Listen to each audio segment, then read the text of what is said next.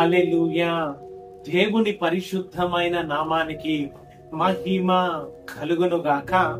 ఈ రోజున దేవుడు మనల్ని ప్రేమించి మనకు అనుగ్రహిస్తున్న రక్షణ వాక్యము గలతీలకు రాసిన పత్రిక 5వ అధ్యాయము 14వ వాక్యము.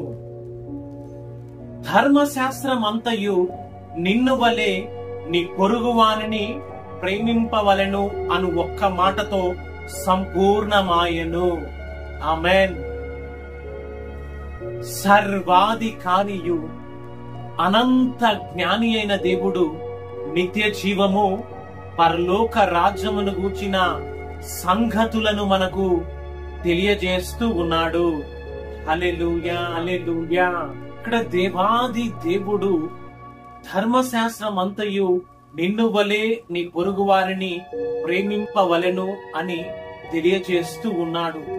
మరి మన దేవుడు ప్రేమ స్వరూపి అయి ఉండి ప్రతి ఒక్కరిని ప్రేమించాలి అనే ఆజ్ఞను తెలియజేస్తూ ఈ యొక్క సర్వ మానవాళి మరి పాపము చేత అపరాధము చేత పట్టబడి కొట్టబడి ఏ అర్హత లేని నిత్య నరకాగ్నికి పాత్రులుగా ఉంటూ ఉండగా దేవుడు మనలందరినీ ప్రేమించి ఆయన దిగి వచ్చి తన ప్రాణాన్ని ధారపోసి నిత్య నరకాగ్ని నుంచి నిత్య జీవాన్ని ఆయన ప్రేమను బట్టి మనకు అనుగ్రహించి ఉన్నాడు అని ఆత్మ స్వరూపి అయిన దేవునిగా మనందరితో మాట్లాడుతూ ఉన్నాడు.